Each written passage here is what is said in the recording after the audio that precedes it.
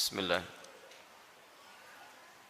Ustaz, mohon penjelasannya. Bagaimana mendidik anak yang saat ini sudah dewasa dan sulit dinasehati karena kita kurang mendidiknya di saat mereka kecil? Bukan kita, Anda. Saya tidak ikutan. Ya, saya sudah punya istri, punya anak. Mungkin Anda yang tidak tepat. Apakah kalau anak-anak kita, anak Anda sudah menikah, dan juga masih mempunyai tanggung jawab untuk mendidiknya? Dua pertanyaan. Pertama, ada orang tua yang merasa sulit untuk mendidik anak, memberikan nasihat saat dia dewasa. Coba istighfar dulu. Mungkin selama ini Anda yang kurang perhatian kepada anak. Saya pernah sampaikan kisah Nabi Ibrahim. Bagaimana seorang Ismail alaihissalam yang baru tumbuh usia 4-5 tahun belum balik, melihat bapaknya sedang bekerja atas perintah Allah, bergetar hatinya, tersentuh untuk menolong bapaknya. Walaupun ayahnya nggak minta. Quran surah kedua Al-Baqarah ayat 127. Posisi paling kiri sebelah atas. Wa idh yarfa'u Ibrahimul qawa'ida minal baiti wa Ismail. Perhatikan, saya ajarkan sedikit bahasa Arab. Dalam uslub bahasa Arab, ungkapan bahasa Arab, kalau ada dua subjek mengerjakan satu pekerjaan, subjeknya disebutkan langsung di depan. Maka ini menunjukkan porsi pekerjaannya sama, sebanding. Tapi kalau ada satu disebutkan di depan, yang kedua diakhirkan, ini menunjukkan bahwa yang kedua ini sekedar membantu yang pertama saja.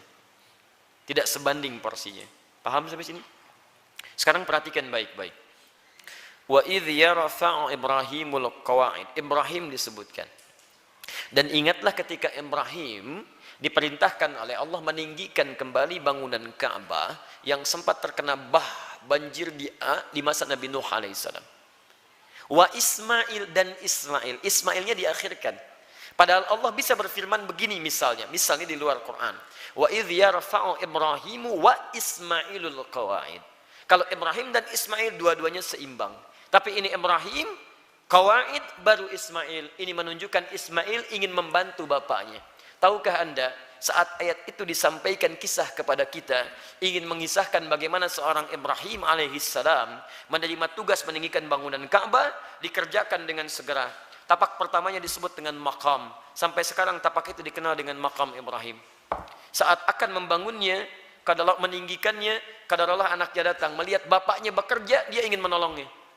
Perhatikan, bukan dinasehati, bukan diminta, tapi anak tergerak untuk menolong bapaknya. Datang anaknya bawa batu. Batu bahasa Arabnya disebut dengan hajar. Kalau disusun-susun menjadi hijr. Kalau jadi bangunan disebut hujrah. Kalau jadi ruangan kamar-kamar disebut dengan hujurat. Maka dia mulai membantu bapaknya. Kalau bahasa kita, boleh nggak saya bantu? Dia bawa hajar, dia susun-susun. Begitu dia susun jadi bagian dari Ka'bah. Sampai sekarang disebut dengan hijr Ismail. Hijr Ismail itu area dalam Ka'bah. Dan kalau kita sholat di dalamnya, itu termasuk sholat di dalam Ka'bah. Di dulu pada zamannya awal-awal masa Quraisy terjadi kebakaran, menimpa kemudian Ka'bah, ada kerusakan, mereka ingin memperbaiki.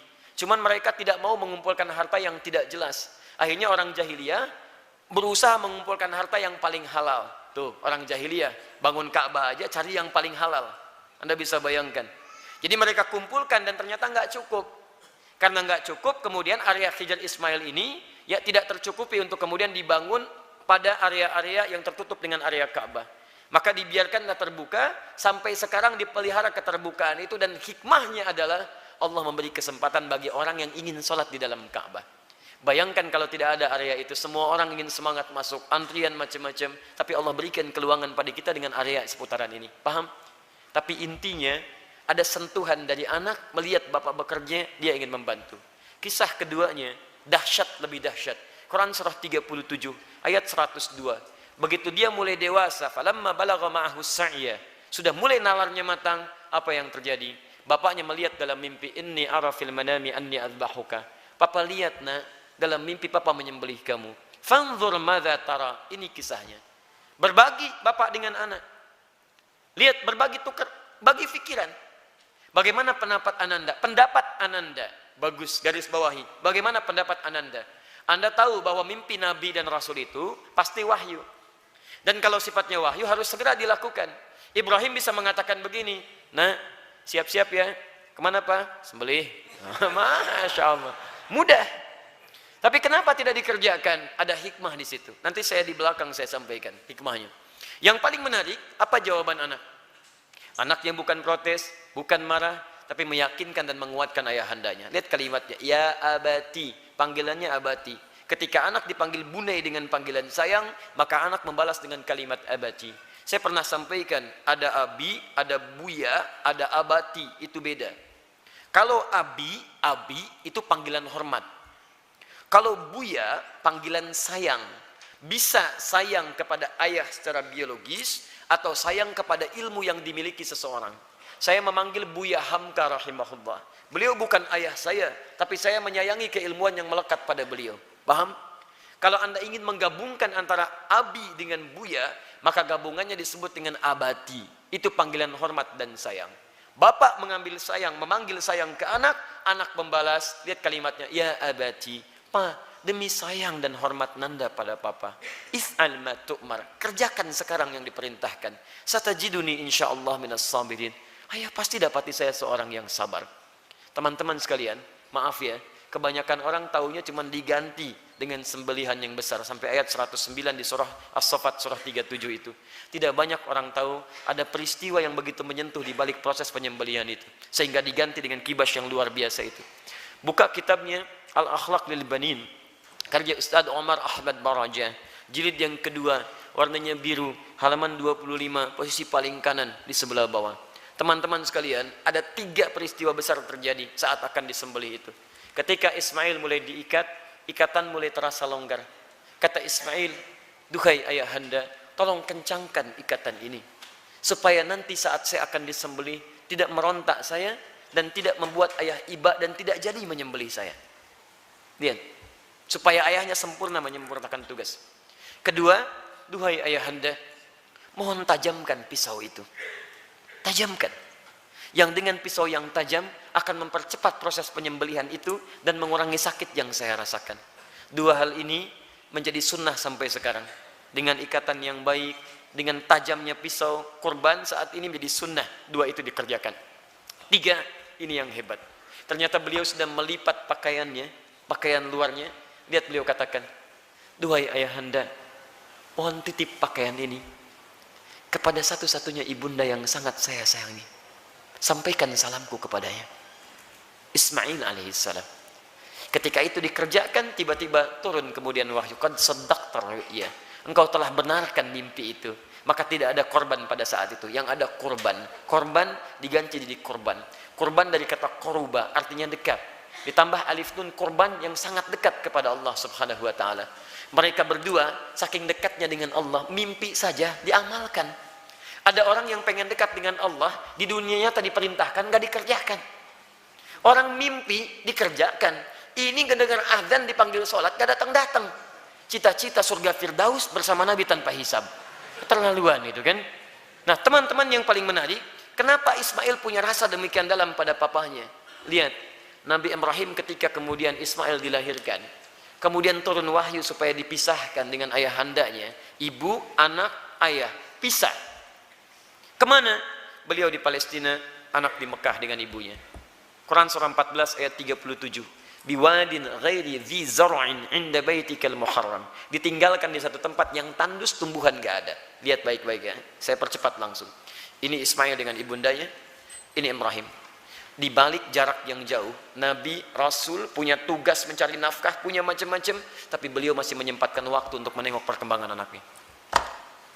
Tengok siapa yang merawatnya, bagaimana pertumbuhannya, bagaimana asinya, bagaimana pertumbuhan kampungnya. Dari Palestina ke Mekah, itu kalau pakai bis, 1 hari 2 malam. Tengok, makanya disebut Ibrahim, sang penyeberang. Makanya disebut Ibrahim, diambil dari serapan bahasa Arab Abun Rahim. Yang paling hebat, kenapa itu bisa terjadi dan bagaimana feedbacknya kepada kita semua, kita lanjutkan setelah menunaikan salat isya berjamaah. Kita coba lanjutkan, pemirsa dimanapun Anda berada. Kesulitan nasihat yang diterima oleh anak terkadang bukan karena anak itu tidak mau mendengar nasihat orang tuanya, tapi seringkali diakibatkan karena orang tua tidak memiliki perhatian yang cukup kepada anak sebelumnya. Perhatikanlah bagaimana Nabi Ibrahim, seorang nabi, seorang rasul, seorang ayah yang dengan segala kesibukannya itu masih memberikan waktu yang luang untuk bermain, mengamati dan hadir dalam keadaan dan permainan anak-anaknya. Sehingga apa yang terjadi, walaupun tinggal beliau di Palestina, anaknya berada di Mekah, itu masih tetap bisa mengontrol, Pak. Beliau melihat bagaimana lingkungannya, perkembangannya, mainnya, tentang asiknya, tentang kisahnya. Sehingga ketika orang tua hadir dalam dunia anak, anak tidak merasa kehilangan dengannya. Itu yang dimaksudkan di Quran surah ke-31 ayat 13 sampai ayat 19 itu. Ada 4 pendidikan dini yang harus ditanamkan pada anak sejak awal, sehingga anak itu akan mudah nanti mendekat kepada Allah, dekat dengan orang tua, dan bergaul balik dengan lingkungannya. Ayat 13-nya pengajaran tentang tauhid, ayat 14 sampai 15 mengajarkan tentang bagaimana pendekatan anak dengan kedua orang tuanya.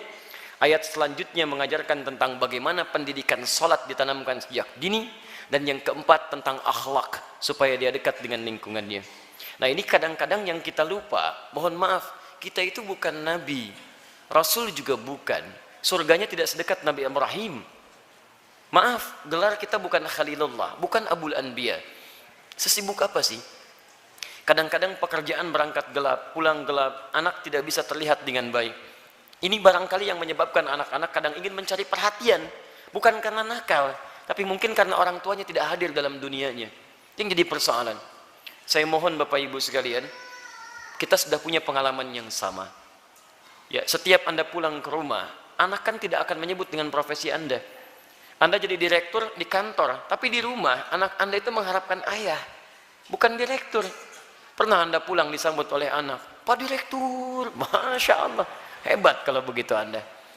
Saya selama ini pulang ke rumah, anak kami masih kecil-kecil. Sejak dia usia 3 tahun, anak yang pertama, itu menanti depan rumah.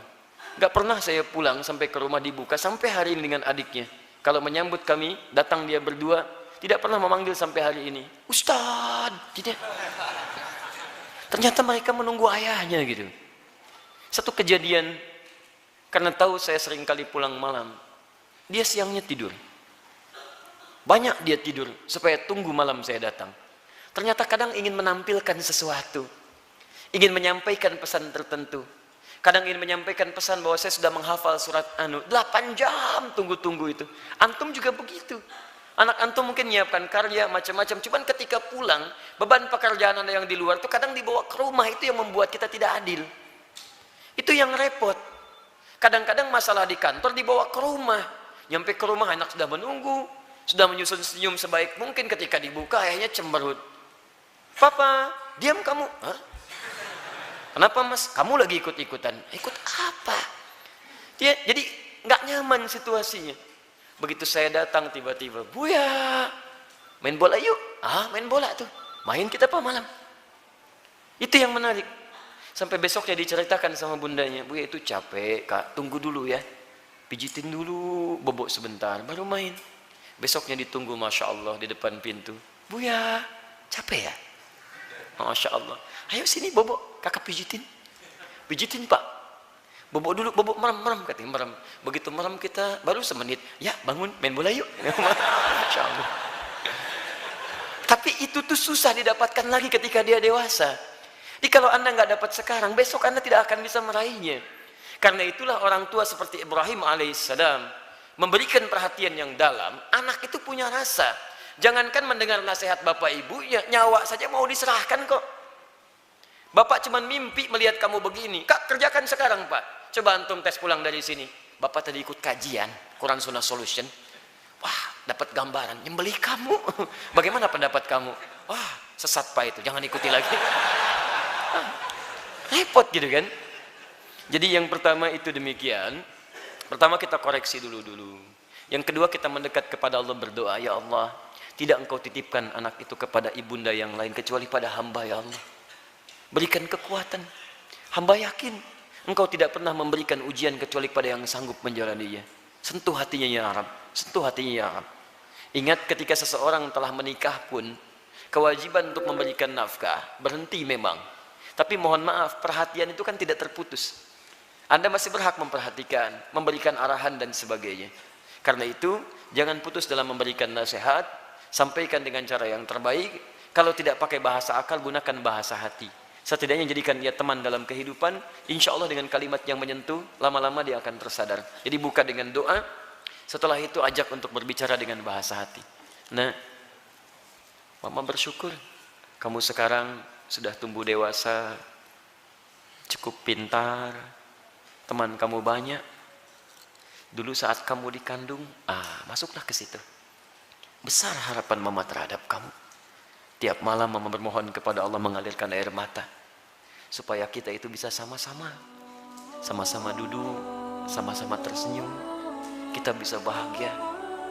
Saat kamu berada dalam sekian bulan, harapan itu semakin tinggi. Ayah menambah peluk keringatnya supaya kamu bahagia. Kami berdoa supaya kamu tidak seperti kami, makannya mungkin terbatas dan sebagainya. Pelan-pelan sampai sudah masuk ke dalam jiwanya, baru antum sampaikan nasihat-nasihat kebaikan. Insya Allah pelan-pelan di situ akan hadir kebaikan-kebaikan. Demi Allah saya katakan, sepanjang menjadi orang tua akan ada satu chemistry yang terbangun antara dua hati yang satu sama lain akan saling tersentuh di situ. Semoga Allah memberikan kekuatan insya Allah.